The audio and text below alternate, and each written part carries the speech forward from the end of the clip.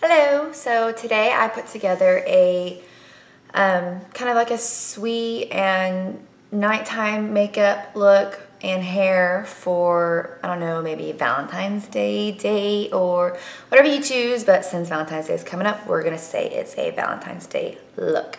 So, we have the Dutch braid here. It's kind of like, almost like a Elsa inspired braid, and some heavy eye makeup. And yeah, so enjoy and we'll see you next time. Bye. Okay, so start with a clean face, and I am listing all the things that I do to prep my face and my foundation procedure, and so you can pause it if you want to see the colors and the brands. So first we are going to start off our eyes with primer, and I use Urban Decay's Eyeshadow Primer Potion, and just put it all over your eyelids with your finger. No need to use a brush or a sponge. And we're going to go in with Sephora's Color of the Year palette, Pantone Universe. It's so beautiful. I love it. I love every color in this palette. We're going to start with the color Macaroon and a brush E25 from Sigma. And we're going to just wipe that all over our eyelids in a windshield wiper motion, going in circles, being sure to get all that color pigment into our eyelids for a good foundation color. Then we are going to go in with the color Chutney. This color is more of like a burnt orange color, and I'm going to use it as a base for underneath for the red color we're going to go in with. We're going to go in with this color at our crease, and then we're going to swipe it across the top of your eyelid, kind of where you would put eyeliner. And then with the Sigma E45 brush, we're going to go in the inner corner of your eye, and pretty much do the same thing, just flip-flopped. So opposite. So we're going to go in the inner crease and then swipe it across the top of your eyelid. So we're going to leave the middle of our eyelid plain with no color on it at all, because we're going to go in there with a accent color. So we're going to kind of try to make those V shapes a little bit more dramatic and precise. Go in there with that tapered blending brush. Then we're going to go with Marsala Matte, and it is so pretty. It is so red and so pigmented. I really, really love this color. They did a really good job with this color. So we're going to go in, just go over the color that you put on before with the Chutney, and just kind of blend that in really nice. And that burnt orange color underneath helps give that red a good base to help it pop, so it doesn't look too flat on top of your eyelid. Just take your time buffing it in and out, and then slowly connecting the two corners on the top, leaving just a spot right in the middle. So we're going to go with a blending E35 brush from Sigma, and we're going to just buff those corners out so there's no super harsh lines in between our eyeshadow and our eyebrows. And then we are going to go in with the color, my favorite color, drumroll please, Castor Gray. This color is so beautiful. It looks just like a plain green, but it's got some like brown and red undertones, and it's kind of like a chameleon color almost. It's just very, very beautiful, and I think it accents the red color really well. It would also go well with browns, yellows, oranges, I mean blacks even. I mean, you name it. I love this color. It's very pretty, very pigmented, and it goes on true. It's very, very, very pretty. I will be using this color a lot. So I'm just going to go in with that same blending brush, the taper blending brush from Sigma, and just kind of buff out the edges in between that Castor Gray and the Marsala Matte color, and make sure it blends nicely. Adding a little bit more Marsala into the crease to make it a little bit more dramatic looking.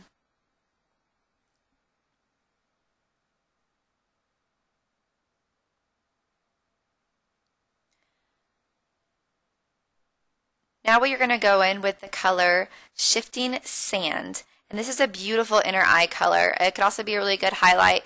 It's a little bit too much shimmer for me for a highlight color, like for a underbrow bone or whatever. But it's a very, very pretty inner eye corner highlight. And it goes on really well. It goes on semi-sheer, but it packs on really well too. So once you layer it, and it's really bold looking. So I really, really like this color as well. So far, every color I've seen in this palette, I really, really like. Now we're going to take that same pencil brush and we're going to push that Marsala red underneath our underneath our eye. Sorry, there's a lot to go through. So now we're going to go on with the Marc Jacobs Highliner Gel Eyeliner. It didn't say the color on this because I got it in a trial packet, but it is the golden brown color and it goes on very pretty. So now we're going to go in with the black NYX Gel Eyeliner with the Sigma E10. And first off, we're just going to line your whole eyelid with this black to the thickness that you like. We're kind of not going too crazy because we are going to do a double winged eyeliner here. So we're going to pop out the wing, and you don't want it to go any further than the end of your eyebrow. And then you're going to connect it going straight out from that spot to your middle of your iris and then down towards the corner of your eye on the bottom. So you're going to continue the shape of your bottom eye. And then we're just going to go through and kind of perfect it. Try to get any rigid lines out, make it nice and smooth looking, and make sure it's as dark as it can get. This is something that you want to take your time with. Just put the product on the edge of the brush. Don't get too much product on there and just kind of slowly draw your way through it. Even just do like a mini sketch like we're going to do with the double wing liner here in a second. And then just go back over it. You don't want to rush this. So now we're just going to go in and I'm going to make a parallel line from underneath that wing towards the bottom of my eye. So we're going to connect that right to where the outer edge of that waterline goes. So we're going to do the same thing. We're going to make this wing parallel to the other wing, and then we're going to just connect it right towards our waterline.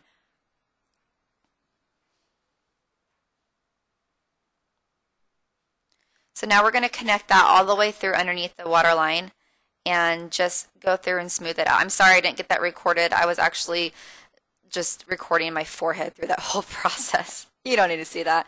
So with a Sigma E15 brush, we're going to pack on some of that inner eye color that we used, the shifting sand, and we're just going to kind of pop it right in between the two wings just to kind of make it bold and pop out. You could also use a white eyeliner, or we can go back in with the other eyeliner that we used in our waterline as well, just whatever you choose. So nothing super fancy. We're just going with some mascara, and then we're going to pop on some falsies. The falsies are our Dell Natural Black.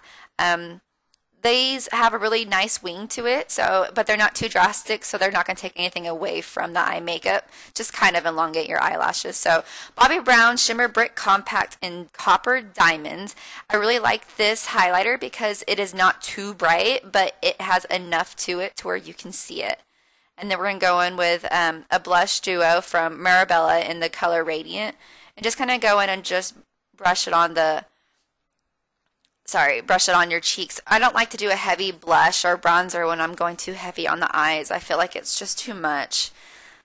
I don't want to take away from the main show, which is obviously the eyes. So, and then we'll just kind of bring it all together with some lipstick from NARS, the Audacious lipstick in the color Anna. I would like for this color to have been a little bit more of a deeper red tone just to match the eyes, but this is the color that I chose and it looks okay, so it's not a bad choice, but I would personally go more of a deeper red. I mean, it is Valentine's Day, so you just don't want to overpower your face, so your eyes and your lips, or lips and cheeks, or cheeks and eyes, just not everything. So Urban Decay All Nighter Setting Spray. Can't leave the house without this. Spray it all over, give it a second to dry before you open your eyes, and then just, yeah, there it goes. It kind of makes everything all flow together. I really enjoyed doing this eyeshadow routine. I'm definitely going to do the double wing eyeliner more often. I feel like it's just something different. People can go, oh wow, look at your eyes. So I hope this tutorial on the eyeliner was good, even though part of it was missing, but you know, you live and you learn. We'll get better within time. And my lighting needs a little makeover as well. So now we're going to go in through a quick braid. We're going to do a deep side part. And we're going to start by taking a good 2-inch rectangle section from the top of your head. And then split that section into 3 individual strands, just like any other braid or French braid that you would be doing. So then we are going to do a Dutch braid, which is we are going to take the outer section and we're going to bring it underneath. And then we're going to take that top middle section and bring it over to the outside. And then the same thing on the opposite. So take your outer section, put it underneath, and then your middle section then becomes the new outside. So now we're going to do the exact same thing, except this time we're going to start taking sections from the side of your head, adding it to that section underneath. So then your middle section becomes the outside. You're going to drag that outside section underneath, scoop up a section of hair, marry it to that section that you put underneath, and then your middle section becomes your outside. So outside section goes underneath. Then we're going to start taking larger sections from the other side of your head and just sweep it over and add it to that section, and then your middle section becomes your new outside. So we're just going to continue on throughout this process with the exact same steps until you have gotten all of the hair from the side of your head and from where the braid's at into your braid. The important thing to remember about this is to not forget to drag hair all the way from the other side of your head. If some of it falls out, it's fine, no big worries. We're going to pancake it after this anyways. You can use some hairspray, throw it in with a little bobby pin. There's numerous of ways to hide the pieces that fall. I do have layered hair, and I know it's a lot of other girls out there, you guys have layered hair, so things will be falling out, but don't be discouraged. Let it fall out, finish your braid, and then fix it. Don't give up and just get frustrated, because pieces will be falling out, so no big deal. It all happens. I mean, if you can see, there's pieces of hair sticking up everywhere in the back. So we are now almost done. I'm starting to swoop hair all the way from on the other side of my ear, and I'm bringing it in underneath. And also, before you start this braid, you can either keep the other side sleek like I did, or you could give it a little tease to have a little body on the other side. So now we're going to continue on with this braid, and we're going to just do a normal Dutch braid. So take your side strands and take them underneath. Oh wait, no, I have like 1 or 2 more sections left. Just kidding. All right, there we go. So now we're doing this normal Dutch braid. Just bring everything in the middle, underneath the middle section.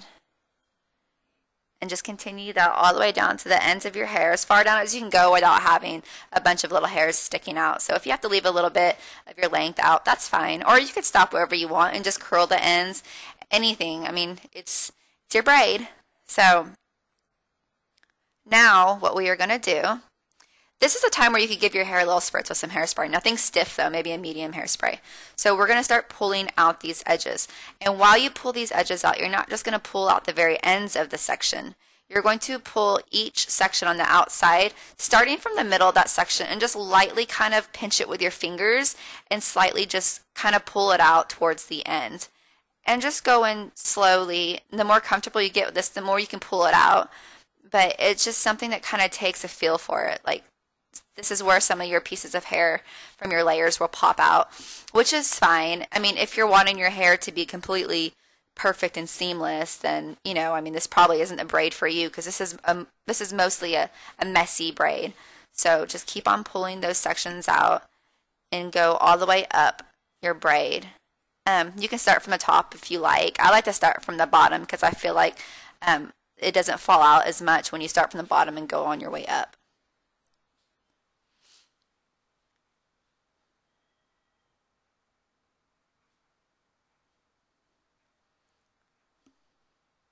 So continue pancaking all the way up to the top, being sure to make every section as wide as you can. This is a very dramatic, big, fat braid. I really don't have that much hair, I promise you. You're probably thinking, oh, she has so much thick hair, of course she can do this. I really don't have thick hair. I just know how to work it. Just kidding. And also, sometimes teasing your hair a little bit before you do this helps. It definitely does not help if your hair is clean. So adding some product to it, some hairspray before you start, throwing some mousse through it, anything to kind of make it a little bit dirty. that will definitely help give your hair a little bit more texture and oomph when you're doing this. So there we go, finished look. I really, really love this braid. I love how it came through.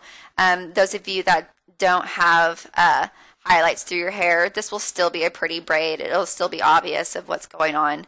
So I hope everyone enjoyed this video, and I thank you so, so much for watching. Please subscribe, comment, give this video a thumbs up, and we will see you guys next time. Bye-bye.